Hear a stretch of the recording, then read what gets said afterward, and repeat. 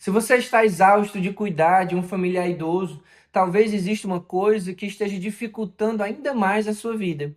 Esperar que as pessoas percebam que você precisa de ajuda.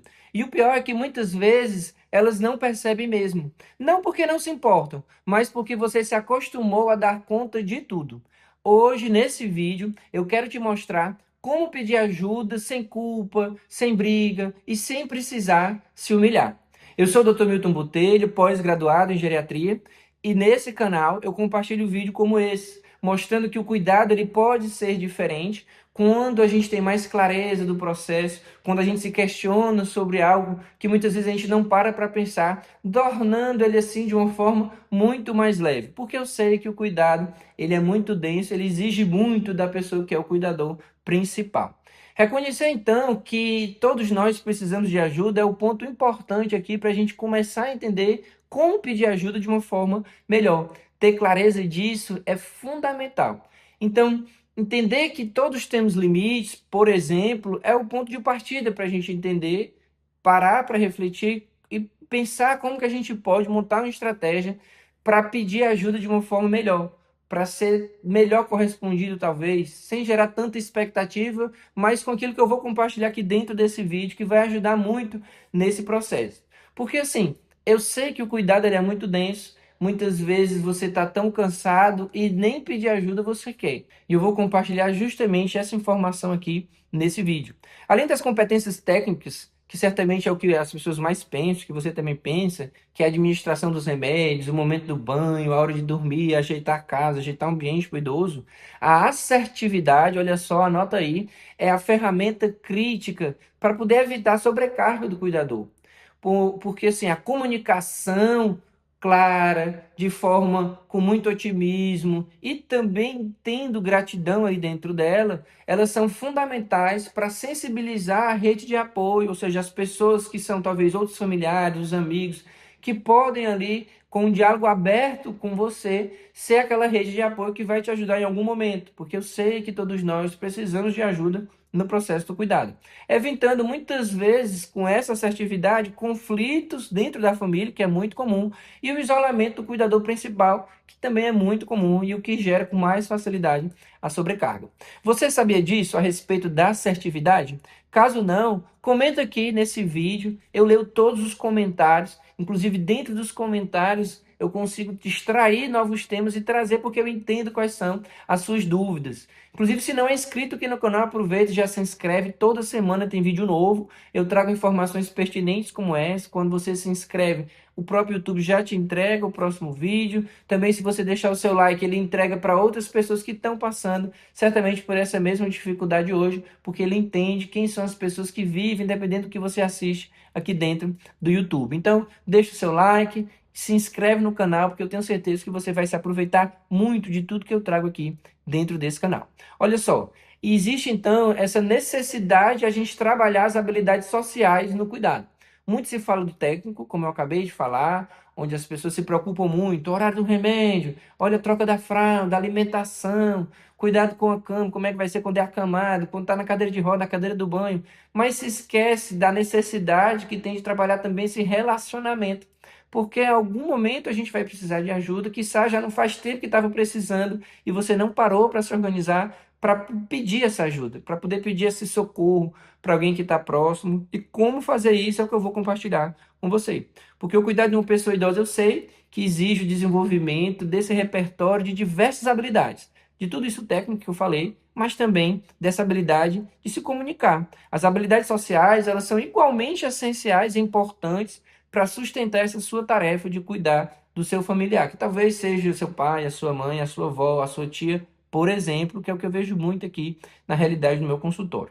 Então, as habilidades técnicas, que é a organização da medicação, organizar ali numa caixinha, montar um cronograma, o controle das contas, a parte financeira da casa, do supermercado, cuidado da casa, disciplina nas consultas ali, o que você vai fazer, que você anota e leva as dúvidas, a vacinação, a higiene, como é que está sendo, tudo isso é a sua preocupação da parte técnica. Mas a questão da habilidade social, que é a assertividade, que eu chamo a atenção nesse vídeo, é justamente a capacidade de se posicionar e falar de forma clara, com quem vai atender o idoso, que sejam os médicos ou os profissionais da saúde que participam do cuidado, e também a assertividade dentro do ato de pedir ajuda, né? Dentro ali desse relacionamento com os outros familiares, com algum amigo, algum vizinho, sem se humilhar ou impor ordens para essas pessoas que vão receber essa sua comunicação, esse seu pedido. Muitas vezes é um pedido de socorro, mas esse seu pedido de ajuda. Eu vou falar assim, talvez para ficar mais claro ainda, que a ideia é deixar mais claro dentro dessa nossa conversa aqui no canal, tá? Então, existe muitas vezes alguma barreira psicológica, e você vai entender quando eu falo de barreira, dentro desse ato de pedir ajuda. Porque muitos cuidadores, eles deixam de buscar esse apoio devido a bloqueios que já trazem desde o começo do processo do cuidado, ou algumas percepções do que já aconteceu e dificultam com que ele peça ajuda. Então, às vezes, é até uma percepção equivocada, ou seja, você acha que a pessoa vai dizer não, mas nem chegou a perguntar ainda. Então, existe muitas vezes o sentimento de culpa ou vergonha, que é o receio de incomodar alguma outra pessoa da família quando você vai fazer esse pedido. Então, assim, esse receio ele tem que deixar de existir, porque se a gente entende que todos nós precisamos de ajuda, a gente tem que pedir, verbalizar esse pedir ajuda, porque como eu comentei agora há pouco, as pessoas não estão percebendo muitas vezes que você precisa de ajuda porque você já dá conta de tudo. E aí as pessoas preferem muitas vezes nem, vou dizer assim, nem se meter no processo do cuidado, nem participar com nada, nem se oferecer porque também você não pediu. Existe muitas vezes uma desistência de pedir ajuda novamente porque já teve frustração no passado. Uma crença de que ninguém se importa, baseada em alguma experiência que você tentou antes e não conseguiu. Mas aí eu compartilho com você que é preciso mudar esse pensamento. Você se organiza de novo e faz de uma forma diferente. Talvez depois de assistir esse vídeo até o final, você vai entender que é possível sim se organizar, talvez até escrever no papel as argumentações que são verdade e que ao mesmo tempo deixa claro o seu discurso, o que é que você quer dizer. Muitas vezes as pessoas que te ouviram não entenderam o que você está precisando. Um terceiro ponto é justamente uma armadilha do óbvio. Uma armadilha relacionada àquilo que a gente precisa dizer, embora seja óbvio. O cuidador ele assume muitas vezes a sobrecarga e ele acha que é visível para as outras pessoas sem ser. Ele sabe que no dia a dia ele está sobrecarregado, ele está cansado, mas as pessoas muitas vezes não veem, porque o idoso está tudo bem com ele. O idoso está sendo bem cuidado, o idoso está recebendo atenção, não está faltando medicação, não está deixando de ir para o médico, não está deixando de ter alimentação. Então, se com o idoso está tudo bem, as pessoas deixam de ver o cuidador, que é você. Então, aí, porque é preciso não cair nessa armadilha do óbvio, é preciso falar. Então, no entanto, as pessoas que estão ali ao seu redor, elas se acostumam com isso, como eu falei, mas é preciso que você inicie essa conversa, porque muitas vezes ninguém vai se oferecer, a menos que você peça essa ajuda. Então, eu vou compartilhar com você pontos-chave, eu anotei aqui, para não esquecer nenhum deles, de como você pode pedir essa ajuda porque aumenta assim essa eficácia muitas vezes da resposta, quando você se prepara para pedir ajuda. Então, o primeiro ponto, anota aí, é adotar uma postura otimista. Pensar, olha, vai dar certo, eu vou pedir ajuda, a pessoa vai me responder, e talvez não nesse primeiro momento, mas eu vou conseguir organizar com ela isso. Então, já inicia uma conversa com um tom otimista, sem muito drama, sem falar somente das dificuldades. Porque se você vai de uma forma negativa, a pessoa vai dizer não, só porque você já está ali colocando um monte de dificuldade no cuidado, em vez de ser otimista. Então você vai abordar esperando um não, ou seja, não quer aquela expectativa, mas com expressão de sentimento de que vai dar certo, de que essa pessoa ela vai entender o que você está pedindo. Então, a recomendação é buscar um estado interno ali positivo e utilizar uma abordagem cordial, ou seja, de forma educada, com um sorriso no rosto. Você vai pedir ajuda, mas esperando que vai dar certo, mas sem, como eu falei, assim, sem uma cara fechada, sem estar emburrado, sem estar com raiva naquele processo. Mas deve estar feliz, está pedindo ajuda porque é preciso que a outra pessoa entenda também que você precisa de algum momento para você precisa talvez ir no médico, você precisa de um momento de lazer, você precisa de uma folga naquele momento, naquele turno, naquele dia, enfim. E aí isso vai ajudar muito. Não faz cara de coitado, nem nada disso, porque aí talvez aí não seja possível. As pessoas vão entender, se eu for, vou ficar assim. Então eu nem vou ajudar.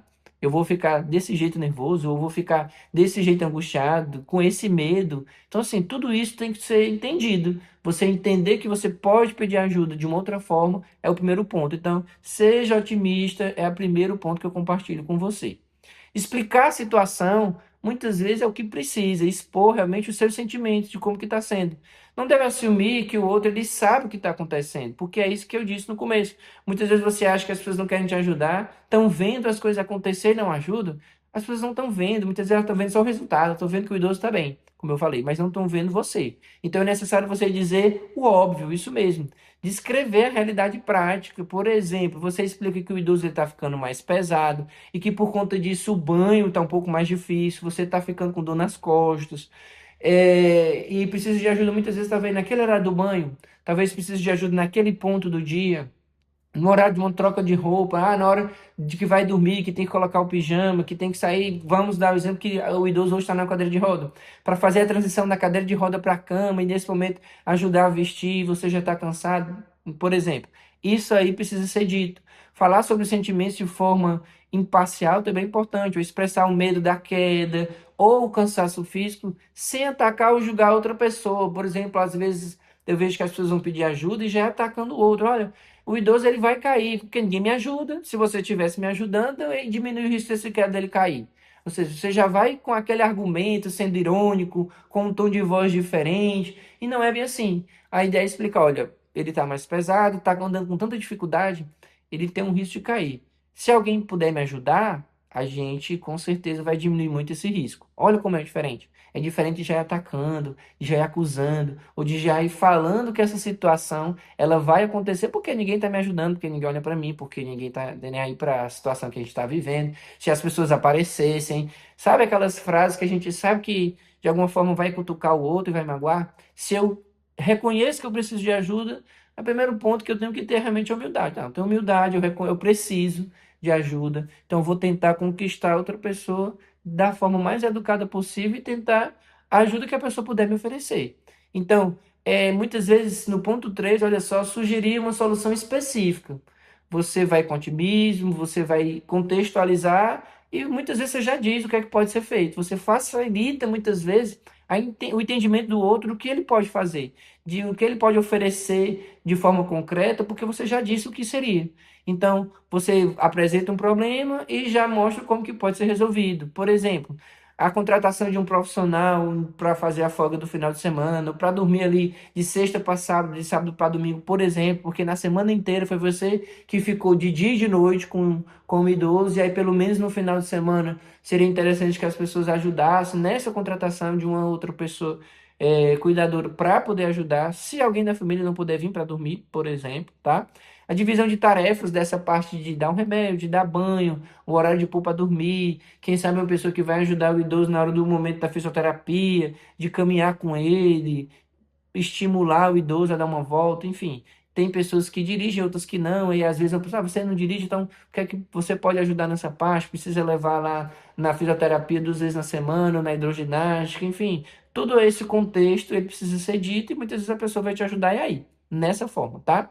Ou então, com a adaptação do banheiro, por exemplo, que precisa muito, certamente é o primeiro ambiente da casa que precisa ser modificado, muitas vezes tem um box, tirar o box, colocar aquela barra de apoio, um tapete antiderrapante, barra de apoio na pia, ao lado do sanitário, na frente do sanitário, ajustar o banheiro para a realidade hoje do idoso que talvez ainda mora em sua casa. E essa pessoa, que talvez seja você, foi como cuidador principal, se tornar responsável por ela dentro da casa dela, ou o idoso veio morar dentro da sua casa e a sua casa precisa ser adaptada, tá? Então, por exemplo, para entender bem, olha só, acho que eu estou sendo muito claro quando eu falo tudo isso. Quarto ponto é manter uma abertura para negociação. Ou seja, você vai com otimismo, você vai falar muitas vezes o que precisa ser dito, óbvio, vai talvez já trazer aquilo que pode ser feito, e mais vai aberto para uma negociação. Ou seja, você vai disposto a ouvir as contrapropostas do outro. Porque muitas vezes você pede, por exemplo, eu queria o sábado para poder eu resolver uma coisa pessoal, ou então um momento de lazer e tudo, e a pessoa, muitas vezes ela não tem um sábado para te dar, mas ela pode te dar amanhã do sábado, por exemplo. Então você já vai estar ali aberto a negociar, vai aceitar muitas vezes, é o que estão te oferecendo. Então, vai estar aberto a isso, que o outro vai poder te oferecer, que seja outro familiar, ou que seja um amigo, alguém que vai ali ajudar, que naquele momento é o que ela pode oferecer. E isso deixa ali uma porta aberta para um próximo momento de diálogo, uma outra oportunidade, em vez de você já desprezar e dizer que não, porque queria só se fosse daquele jeito que você está falando. Olha só, Se você for dessa forma, você já fecha uma porta, essa pessoa se afasta.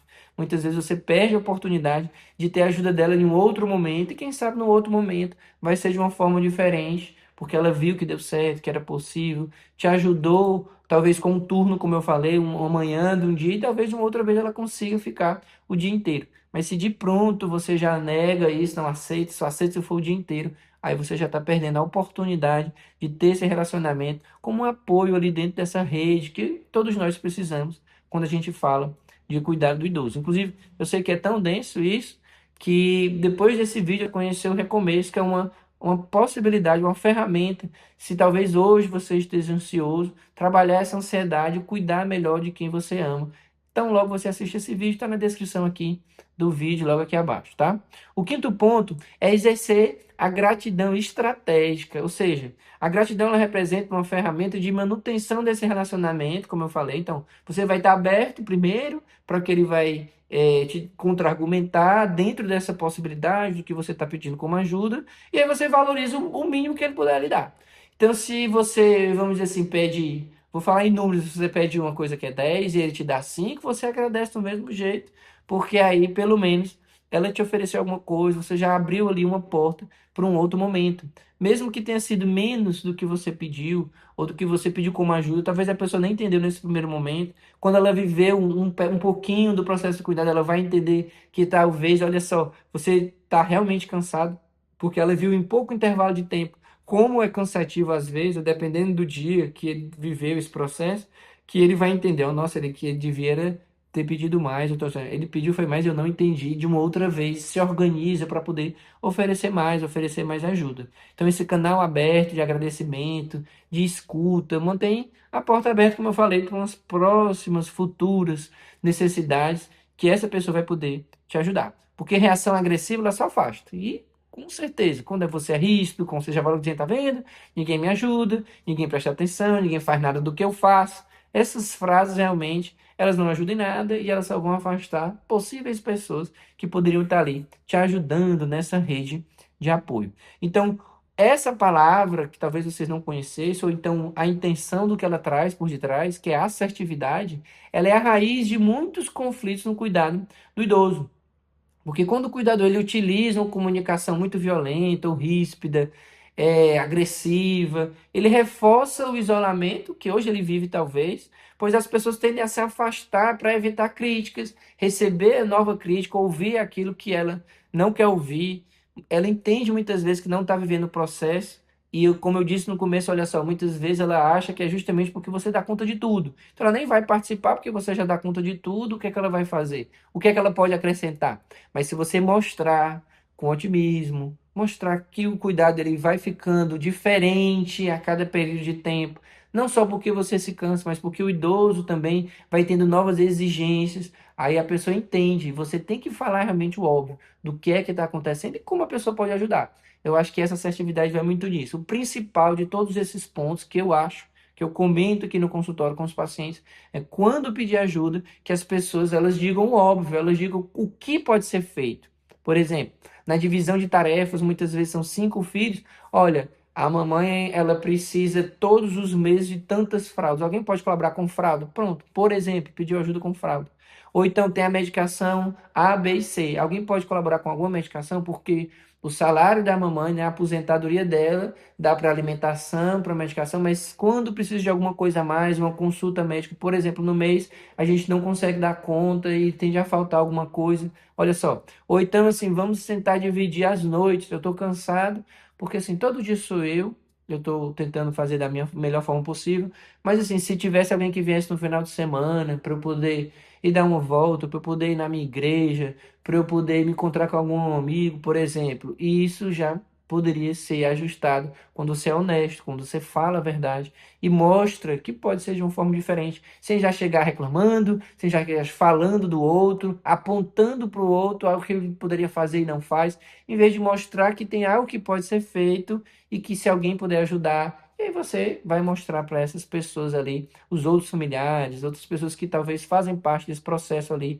ao seu redor e que podem ajudar, que podem somar sim, de alguma forma e ajudar nesse processo. Porque assim, o mais importante é o idoso. A gente sabe que o foco central de tudo isso é o idoso. Mas quem vive o processo, que é você, o cuidador, precisa se cuidar para conseguir cuidar bem.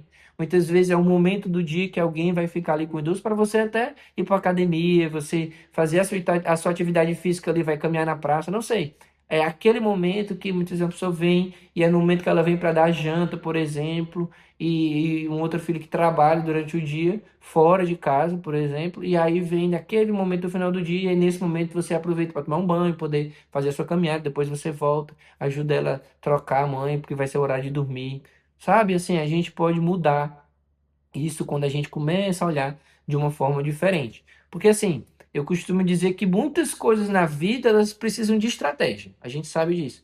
E por que não seria diferente aqui? Porque aqui, quando a gente quer pedir ajuda, a gente quer fazer diferente, já vai logo apontando. A gente tem que ter estratégia. A estratégia é essa, esses 5 pontos que eu compartilhei com você, justamente para poder entender que a gente vai ali com otimismo, que a gente mostra o que precisa ser dito, que a gente espera uma contraproposta e se aproveita do que vai ser oferecido, ajusta ali, abre uma porta de relacionamento e agradece por aquilo. Enfim, tudo isso que a gente consegue vivenciar na prática a partir do momento que a gente treina, que a gente vive essa estratégia de forma clara. Precisa ter clareza do que a gente quer. E a gente quer melhor do cuidado do idoso, mas a gente entende que precisa estar bem para cuidar melhor. Então, é dentro dessa realidade. Inclusive, eu vou compartilhar com vocês esse outro vídeo que também faz parte da continuidade de tudo isso que nós estamos conversando aqui, quando a gente fala de divisão de tarefas do cuidado idoso, que eu sei que você vai se utilizar muito do que está nesse outro vídeo. Continua assistindo para poder aumentar o seu conhecimento e melhorar